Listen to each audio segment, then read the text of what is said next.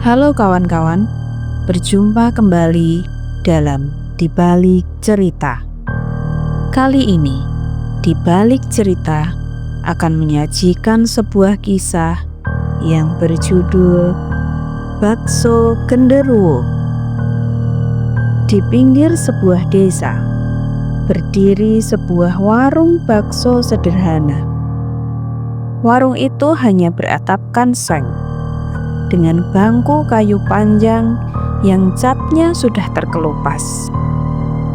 Tapi anehnya, setiap hari warung ini selalu dipenuhi dengan pembeli. Dari anak-anak sekolah, bapak-bapak yang baru pulang dari ladang, hingga orang dari desa tetangga, semua rela mengantri demi semangkuk bakso panas. Tidak jauh dari warung, menjulang sebuah pohon beringin tua. Rimbunnya daun membuat tempat itu selalu teduh, bahkan saat matahari tepat di atas kepala. Orang-orang desa sudah terbiasa dengan pohon itu, meski banyak yang percaya bahwa pohon beringin adalah tempat bersemayam makhluk halus. Pemilik warung bernama Pak Suro.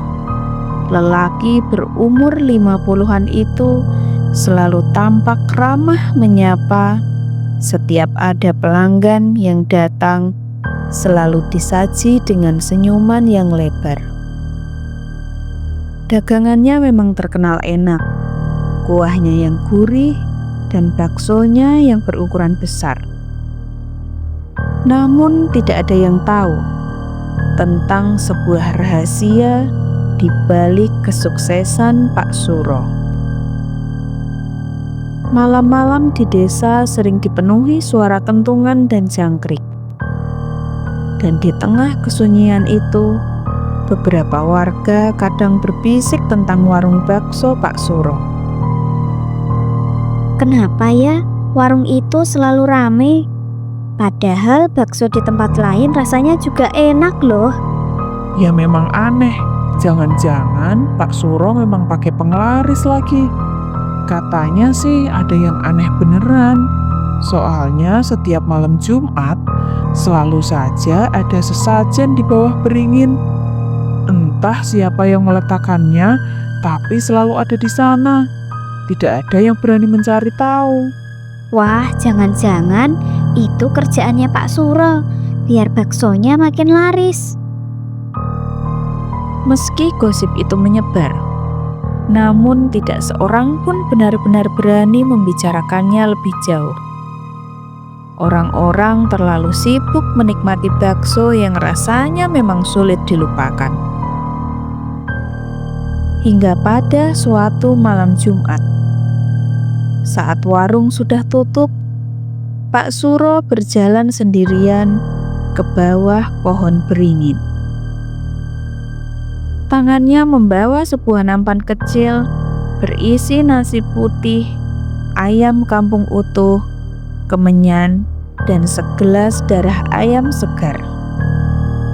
Ia meletakkan sesajen itu dengan hati-hati, lalu duduk bersila di tanah dengan udara malam yang terasa menjadi lebih dingin. Daun-daun beringin bergoyang meski tidak ada angin. Dan dari balik kegelapan, terdengar suara berat, dalam, dan bergema, seperti keluar dari rongga dada yang besar. Kau sudah memenuhi janjimu, Suro.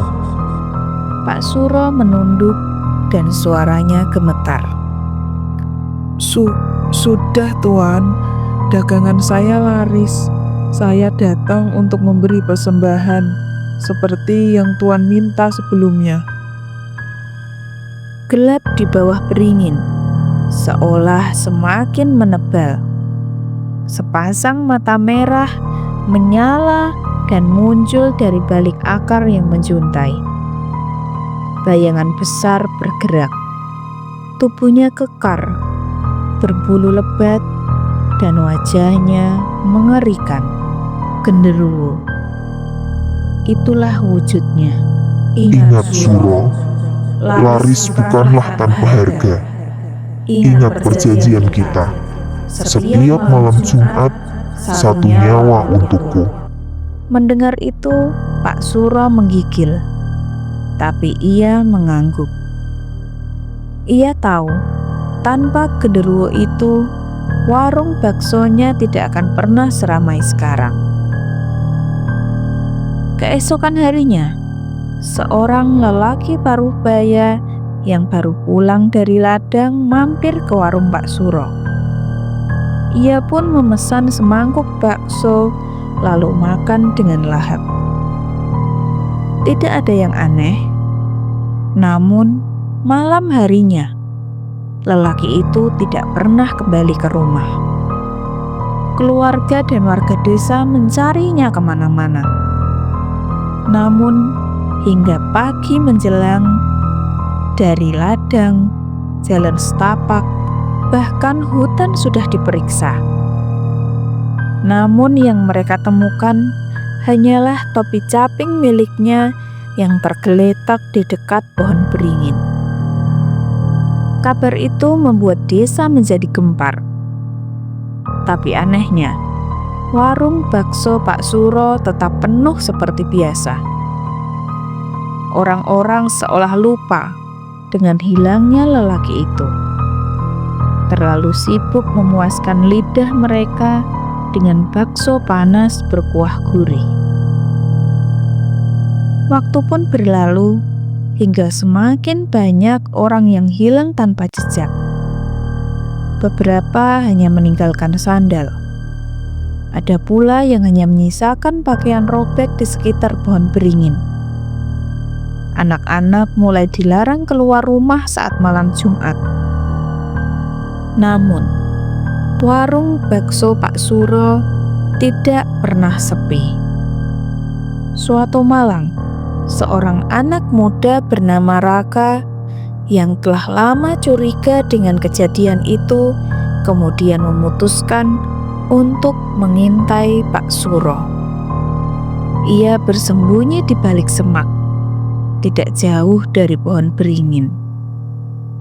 Dan dari sana, Raka melihat Pak Suro membawa sesajen, sama seperti yang diceritakan orang-orang. Raka kemudian menahan napas ketika melihat sosok besar keluar dari balik kegelapan. Tubuhnya yang tinggi, berbulu hitam, matanya merah menyala, dan ia berwujud genderuwo itu langsung mengambil sesajen dengan rakus, kemudian menatap Pak Suro. Besok 1 lagi. Ingat janjimu Suro. Aku sudah membuatnya semakin laris. Maka tumbalku harus bertambah. Kata makhluk itu dengan suara bergemuruh.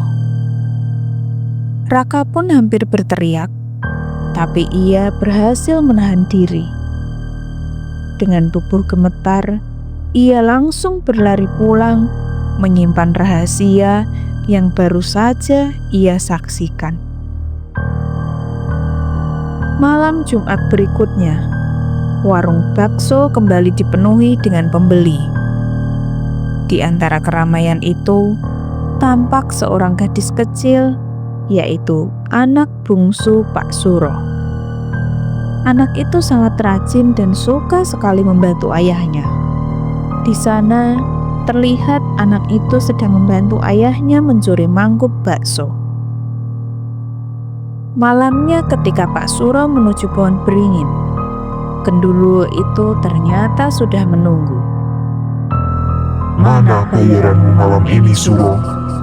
Kenapa kau terlambat?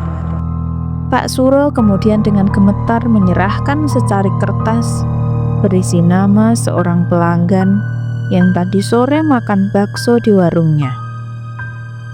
Genderuwo itu mengambil kertas tersebut lalu tersenyum menyeramkan. Karena sesuatu yang tidak terduga tiba-tiba terjadi. Genderuwo itu tidak pergi ke arah desa. melainkan menoleh ke arah warung Pak Suro. Tidak cukup. Bayaran kali ini aku akan ambil dari rumahmu sendiri. Pak Suro tersentak. Tidak, jangan. Kau tidak boleh mengambil keluargaku. Itu bukan perjanjian kita. Aku hanya perlu memberimu nyawa, tapi bukan keluargaku. Tapi suara tawa mengerikan bergema di bawah beringin. Malam itu, jeritan seorang gadis kecil terdengar memecah kesunyian. Dan keesokan harinya, anak bungsu Pak Suro tidak pernah terlihat lagi. Sejak hari itu, warung bakso Pak Suro tidak pernah lagi ramai seperti dulu. Banyak orang berhenti datang setelah mendengar kabar hilangnya anak dari Pak Suro. Namun sesekali masih ada orang luar desa yang datang, penasaran dengan rasa bakso yang konon legendaris dan sudah banyak direview oleh vlogger-vlogger makanan. Mereka tidak pernah tahu bahwa setiap mangkuk yang mereka makan akan membawa risiko. Mungkin saja nama mereka menjadi bayaran berikutnya. Dan di bawah pohon beringin, genderuwo itu masih bersemayam.